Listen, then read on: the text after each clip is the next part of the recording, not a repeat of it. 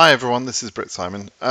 The lawyers in the Gomez-Trump case have asked for a little bit of help with getting declarations, what's called a declaration, from some of the cases. Now, this isn't going to be something that everyone can do. It's going to require work on behalf of the selectee. So some of you may want to do this. Many of you probably shouldn't if your English isn't that great, if you're not that detailed.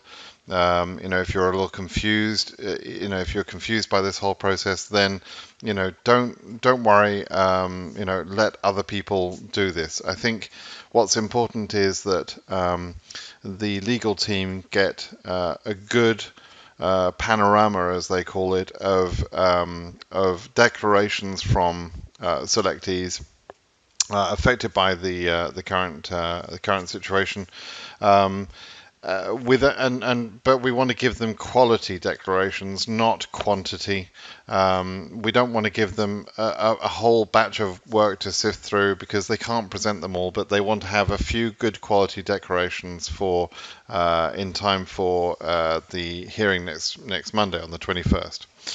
So what am I talking about? What's a declaration? A declaration is a sworn statement that will say the following things. And what I've done here is I've written out a few examples, and these are examples only. This should be your own words, but this is an example of what you would put in a declaration, right? So it would be declaration. My name is, whatever your name is. I'm a selectee in the DV 2020 lottery. My case number is whatever it is. Make sure you put in your full case number in this format. So AF, you can put in 1, 2, 3, 4, 5. Whatever is your case number. Put that full case number in. KCC sometimes want that format, so actually perhaps we'll just ask you to put in the complete format with the leading zeros. And then detail your case includes your spouse and any derivatives, your spouse, your name, and my 2 children, name and ages, right? And then you can just briefly put in you currently reside in whatever country, or you're from, you're from Egypt, you live in South Africa, wherever it is, where you work as a software engineer, and your spouse works as a pharmacist, right? Whatever is particular to your situation, just give some brief, clear details about your position. So you've so far said who you are, where you work, etc. All right, then you need to give a section which will describe your situation, and I have termed people in groups, right? So the groups are whether you previously had an issued visa and that's since expired or is about to expire. You're group 1. If you previously had an interview but you were placed on AP, then you're in group 2. Right? If you had an interview scheduled in March, April, or May, but you had that cancelled, then you're in group 3. If you received your ready for scheduling email from KCC saying that you've sent in all the documents and they've processed them, then you're in group 4. And finally, if you have either sent or not sent your documents to KCC, but they never sent you the ready for scheduling, you're in group 5. So just broadly, give enough of a description of your situation to say which group you're in, so that somebody reading this declaration could understand which group you're in, group 1, 2, 3, 4, and 5. You don't have to list yourself as being in group 1 or group 4 or whatever, but make it clear from the description, I was scheduled for an interview, but it got cancelled. I was scheduled an interview on this date in this embassy, but it got cancelled, right? Or I received the ready for scheduling email from KCC, or I was previously issued a visa on this date, etc., but it expired on this date. Make your particular situation clear. That's what I'm trying to say to you there. And then, and this is the important part in a sense, and this will take a little bit of meticulous detail. And again, if you are not the sort of person that can meticulously detail what you've done, or you don't keep records, etc., then perhaps don't do this declaration. This is for the type of people that document everything. And there are some of you out there that you'll have made a note every time you phoned KCC, particularly since the judge's order on September 4th. You've made a note of that, or you've kept the emails, or you can readily put that together. So it's those people that I'm talking to now that I would like to prepare a declaration, and I'll tell you where to send that to in a moment. So you would then have a section that says, since Judge Mehta produced his order on September 4th, I have taken the following steps to get my case progressed, right? And then you would list out the steps you took. So on this date, I called KCC and I asked them whatever you asked them, and they told me whatever they told you. Right? You list that out. So you document a phone call, or you might have emailed them. So then you say, I emailed KCC on this date. And they responded in this way, and then you're going to attach your printout of that email trail, the email to them, and the response you got. You're going to print that out, and you're going to attach that. Actually, you're going to print that to PDF, because this document is going to be produced in one PDF document that you're going to send, right? So. I emailed KCC and received the response attached saying they could not help me because whatever, right? So you document that. Or I contacted the embassy and they never pick up the phone. I phoned on this date and this date and this date. Or I contacted the embassy and they told me that they couldn't help me because only KCC can help. Or because the embassy is not open, or they sent me the standard reply saying the embassy is not taking scheduled emails. Whatever it is, whatever steps you took, and whatever responses you got, I'd like you to make a list of those steps you took and the response you got, right? One by one, all of them. Everything you've done over this last couple of weeks. Then you write this. You'll write this in here exactly as it's written.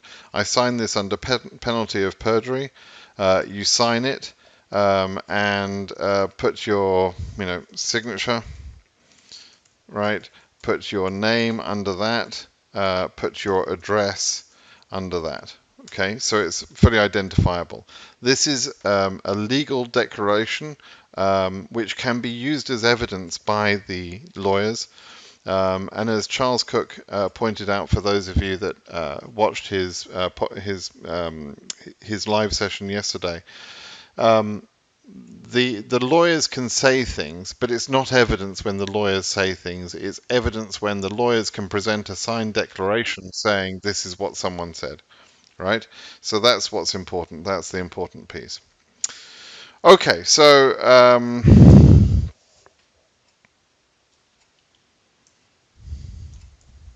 that should cover it. Let me just tidy this up. So it's going to be there. It's going to be like this. So you've got the if you like, we've got the evidence section.